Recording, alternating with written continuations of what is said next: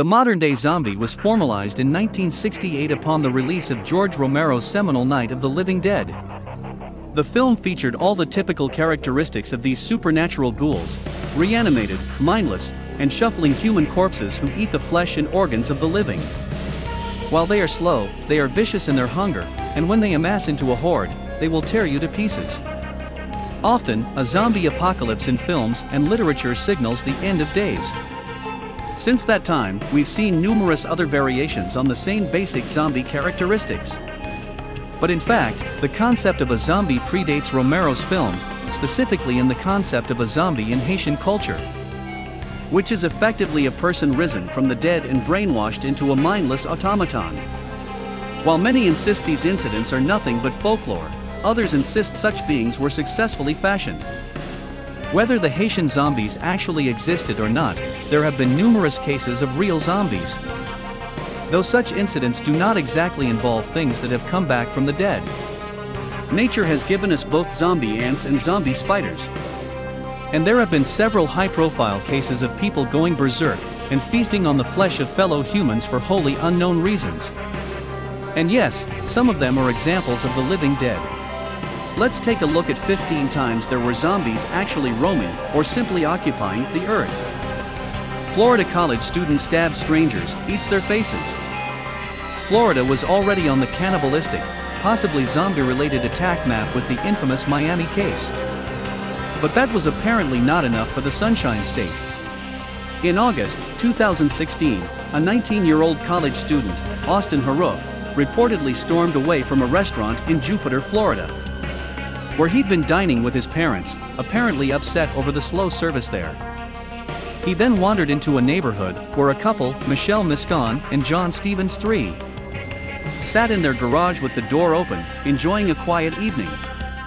Haruf pulled a switchblade on the couple and stabbed them to death, apparently without provocation.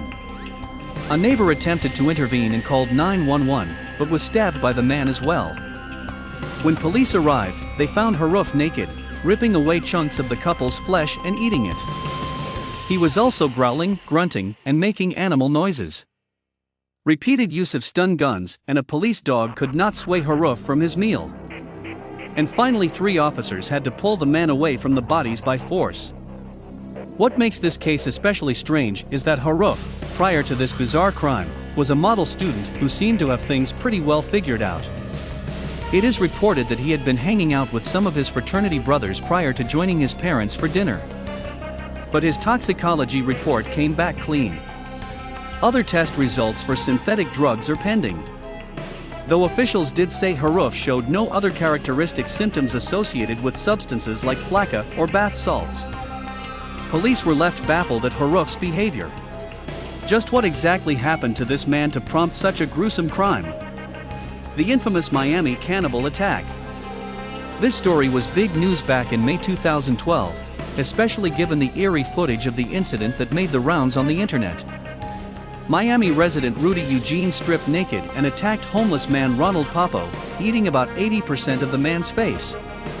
When police arrived at the scene, they were forced to open fire on the belligerent Eugene. He took far more bullets than his body should have been able to withstand before finally dropping.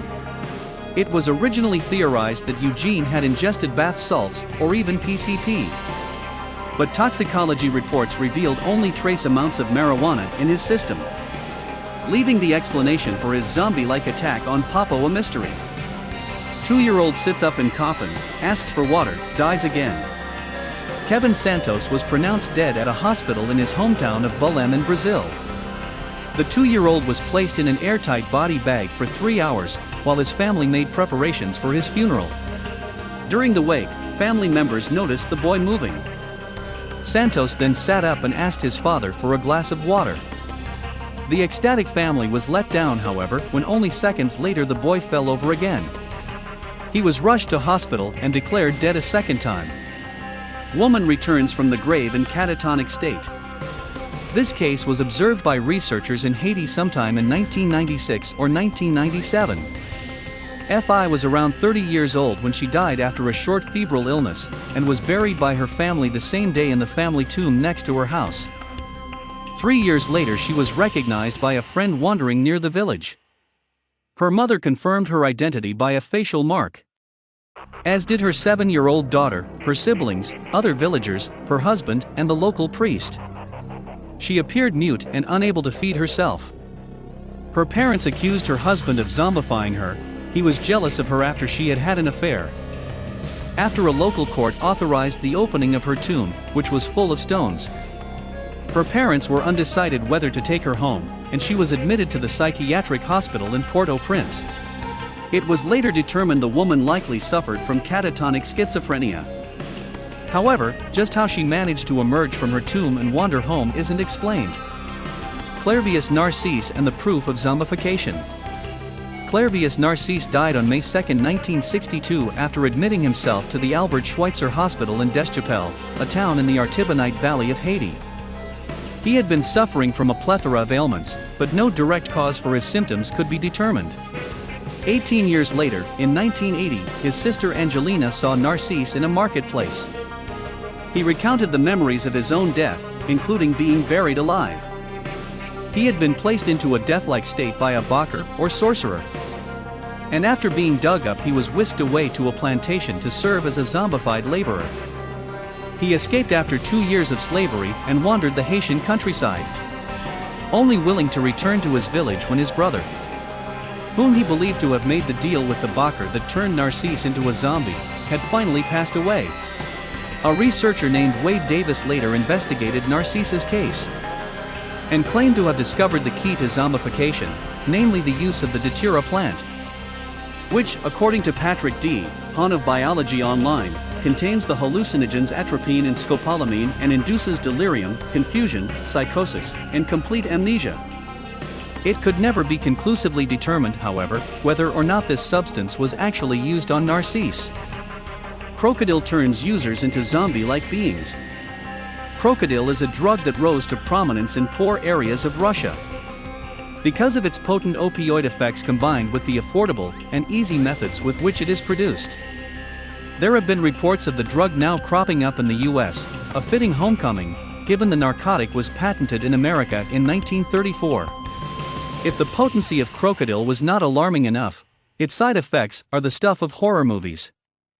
The drug gets its name from the gangrenous effect it has on users' skin, as it literally eats tissue and flesh from the inside out. This often leads to open sores and wounds on users' flesh that leaves their bones exposed. It can also lead to incoherence, jerking motions, and shuffling or shambling steps.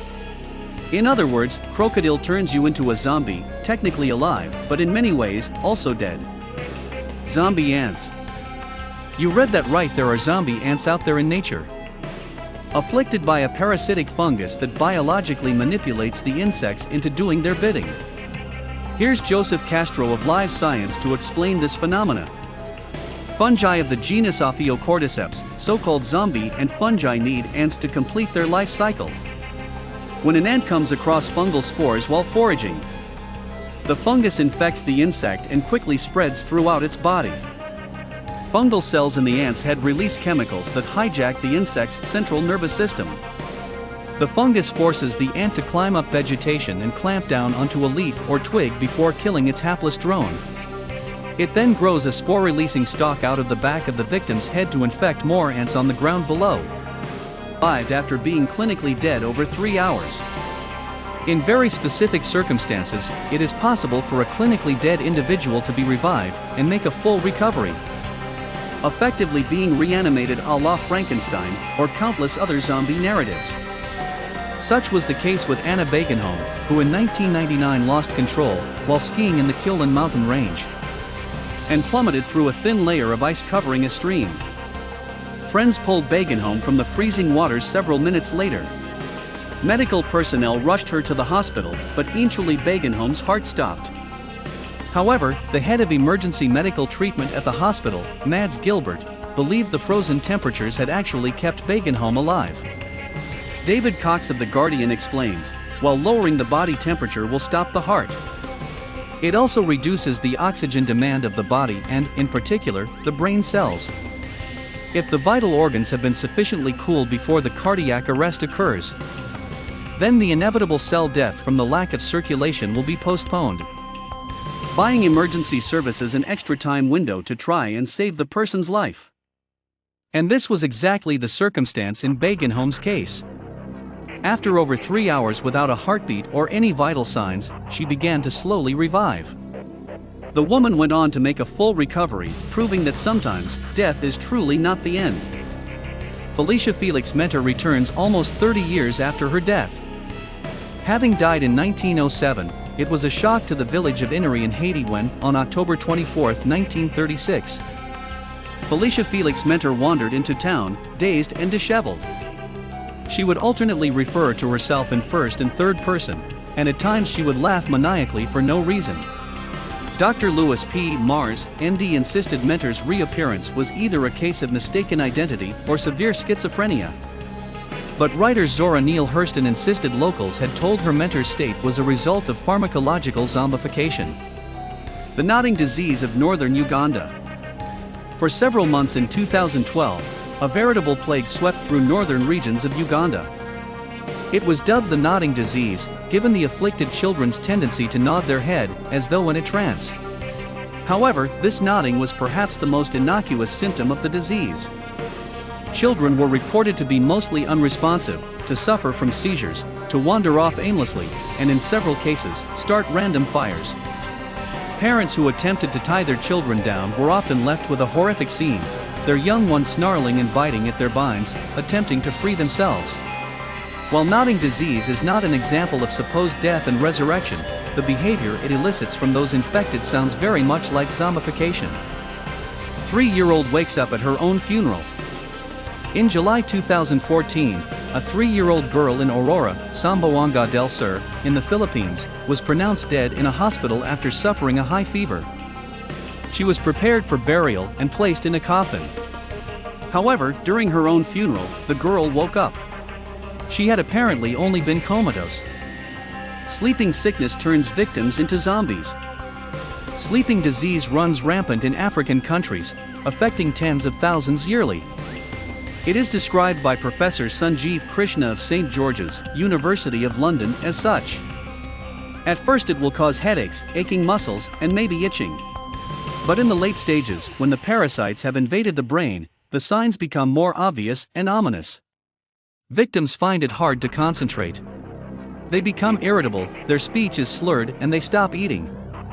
Their daily rhythm becomes disrupted to such an extent that they can't sleep at night and find it almost impossible to stay awake during the day. It even becomes very hard for them to do simple mental tasks, such as drawing a straight line. This is an infection that carries nightmarish qualities, reducing many of its victims to a zombie-like state before they go into a coma and die. Zombie dogs. Not to be confused with the popular undead pups from the Resident Evil movies. These dogs were resuscitated from the dead via a process developed at the Safar Center for Resuscitation Research, a facility based in Pittsburgh, in 2005. The method is called suspended animation with delayed resuscitation. The approach, according to Stephanie Olson of CNET, drains some of the animal's blood and replaces it with an ice-cold salt solution. The dog, considered technically dead without a heartbeat or brain waves, is then revived with a blood transfusion and electric shock up to 3 hours later. Crazed cannibal loves rare steak.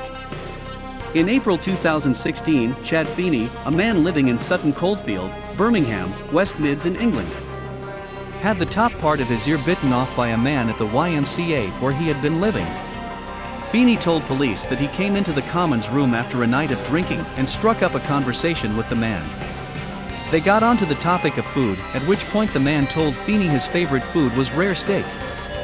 The man then leapt onto Feeney and began munching on his ear, the sound of which sounded, to Feeney, like someone eating lettuce.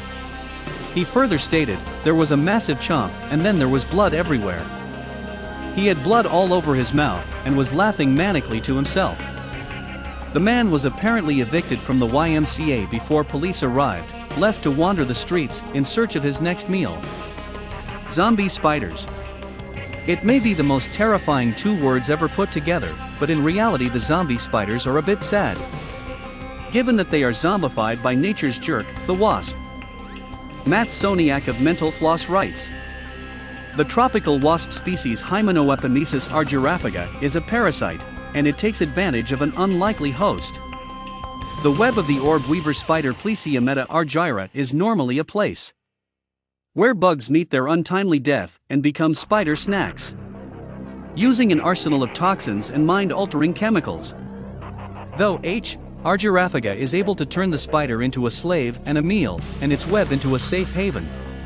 Basically, the female wasp finds a spider to be a kind of unwilling wet nurse. The insect stings the arachnid into submission and lays an egg in the spider's abdomen. The larvae hatches and remains inside the spider, using it as its personal buffet. I.e., it drinks spider blood while the hypnotized arachnid goes about its business. After a time, the wasp larvae needs a cocoon to move on to the next phase of its life cycle. As such, the wasp in training injects the spider with a chemical that compels the spider to build a web fit for a wasp cocoon. After this, the spider sits in total compliance as the wasp sucks all of its remaining life. At which point the little jerk discards the corpse, builds its cocoon, and awaits its ascendancy to full-on jerkhood.